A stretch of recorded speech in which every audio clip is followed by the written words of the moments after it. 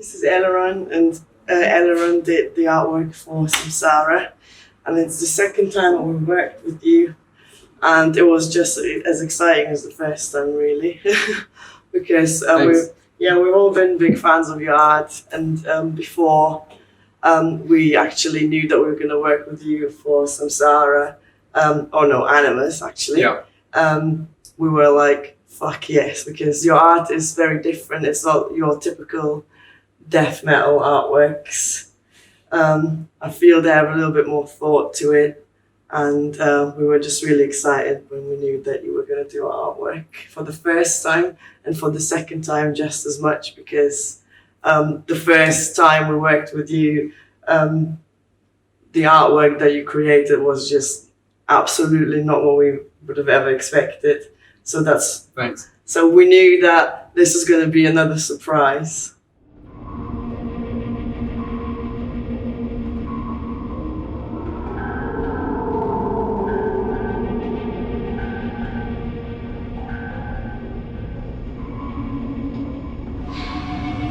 I think both of them were pretty much straightforward based on your ideas. I mean, when we first started out, I mean, if we want to talk about the way this all came together, we usually start out with you sending me the lyrics, explaining to me what the songs are about. And I think even right then, I could take like one or two sentences from you explaining what the songs are about, and that's basically telling what ended up on the final picture. Where I mean, doesn't matter if it's animals or this one. It was basically you could imagine a bit, I think, how it would turn out. But but in any way, I always try to make it look like tell a new story, make it a little bit more interesting.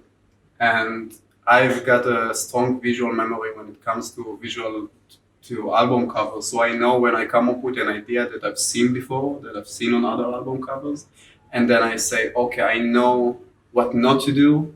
So this is like part of the process that's the longest, because I have to eliminate every idea that pops into my head that I know this is not good enough. I've seen it before. So when you came up to me and said for the first album that you have a few songs, and one of them is about a gang of women revenging on a rapist by like cutting off his balls and fitting it to him, I was like, okay, I've never seen that one before. This is the one we need to focus on.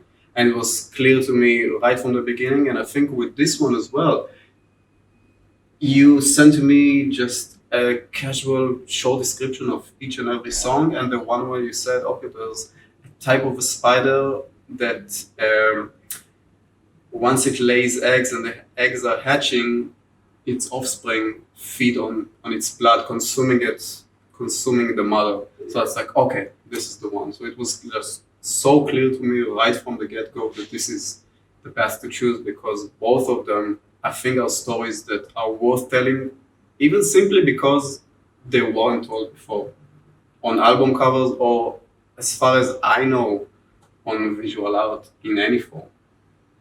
I might be wrong, but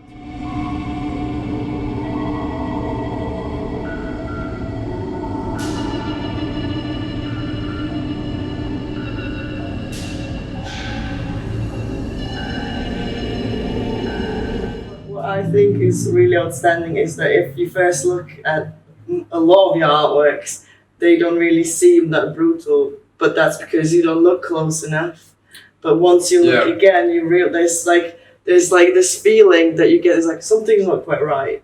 yeah, I think subtlety is very underrated when it comes to visual artwork for heavy metal, because I don't know, when we think about going up and being impressed by album covers, we always think about the ones that had like a deep, immediate impact. You know, your Iron Maidens, your Panteras, the stuff that like was immediate.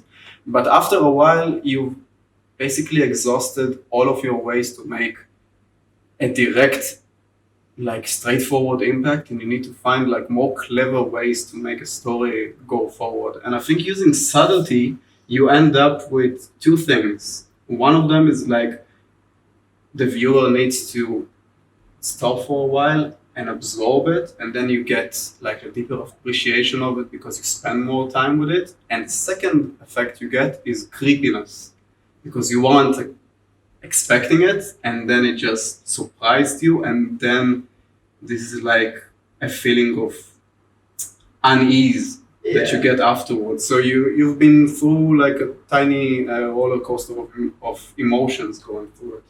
So I think this is just something that I've been putting on tons of my recent album covers, because this is just something that I feel can contribute something more interesting to the genre. Definitely. It tells you more about the music as well, I feel.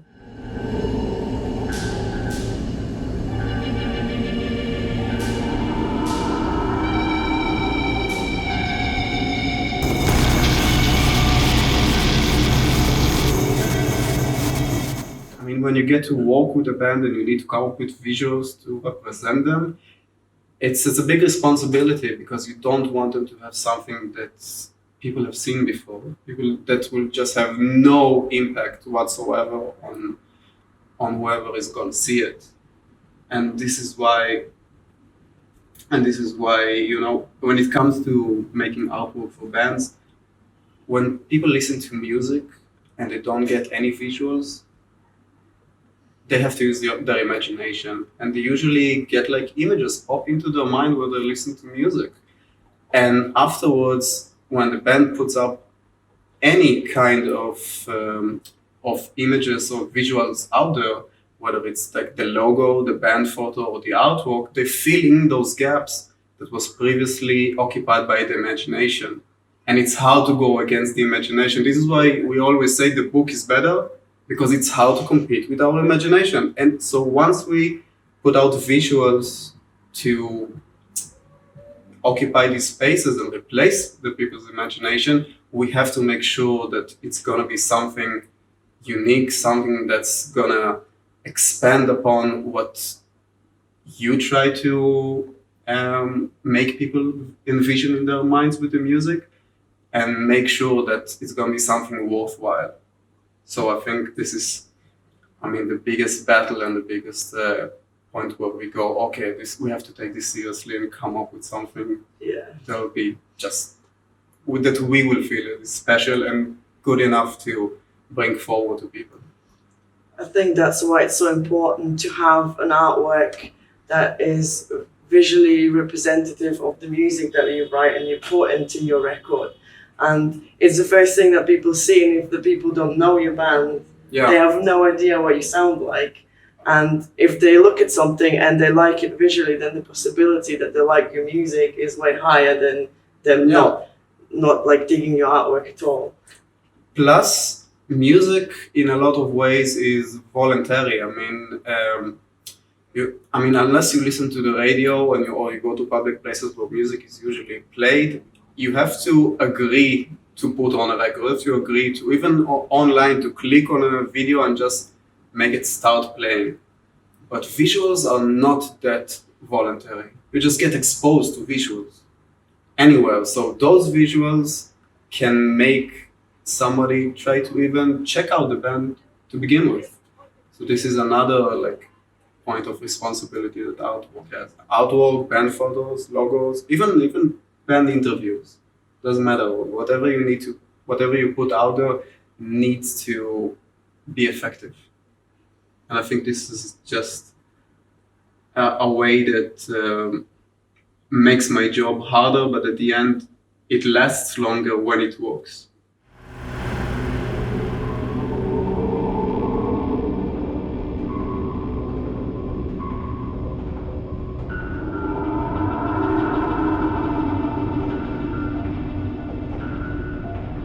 When you send us the sketches, I was like, this is cool. But then you sent us black and white one. Then you sent us like the ready artwork, and I've seen it for the first time, and I felt like this happiness inside me. I was like, this is it. This is perfect. Because those stories mean something to you. I mean, correct me if I'm wrong, but there's, even when you touch on like political subjects, they have something that you feel like personally close to. So that's another thing which is like a very delicate situation that I need to uh, give it a proper thought and not betray this trust Yeah. that we have between us when it comes to making your vision a reality. So how did you feel about it when it was like you had to see something that you wrote lyrics coming from a very personal place? Yeah, like I said, I felt really happy. And it's like happiness that I haven't felt before, because you just look at something and it just satisfies you, because you feel like, okay, this is, I look at something and it is what I've been feeling about and what I've put into this record, into this music that we've all created together, and like the whole process that it took us to get to the point of going to the studio and recording it, and sending you our pre-productions and the lyrics. And then when I've seen it, and the thing as well is what struck me the most was, for this artwork, I wished that the colors were a bit lighter, because for Animals they were darker. Yeah. And for this one I was like, okay, I kind of want it to be light. Oh, that's cool, because you didn't say it. No, I didn't say it. And then you sent it, and I was just like, yeah, it's perfect.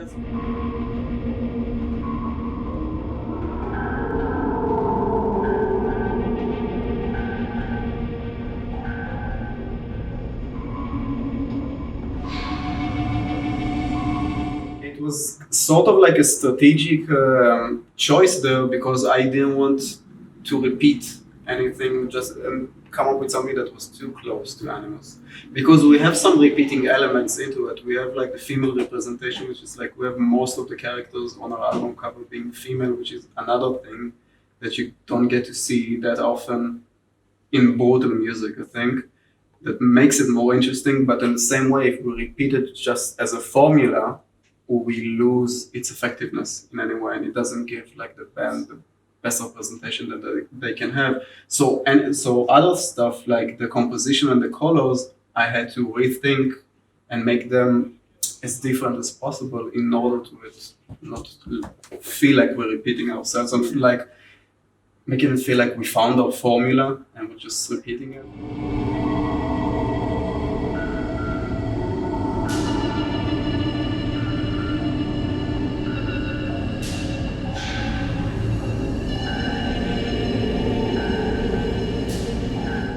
I wanted you guys to have your own style, that when I work with you, I can tap into this style and do something that I know I only do for you. And it's like I do it for almost every band that I work with. I kind of change my style to fit the music, and then I stick with it throughout their discography. Unless they change their style completely, then I change it as well. But having a strong identity is something that growing up as a music fan was very important to me as well, to feel like this is just a band that creates its own world in which the music and the visuals go together. So this was another thing that it was very important for us to keep moving forward, but keep what felt that we made it belong to you, and made it something that will be synonymous with Venom Prison.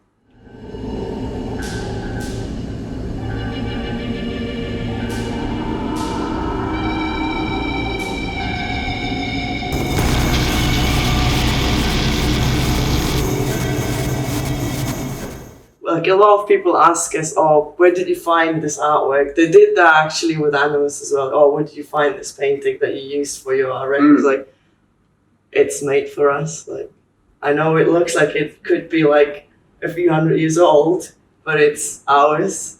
Yeah, but I think you did something that made the Animals one more modern, because when I started working on it, the female characters were very like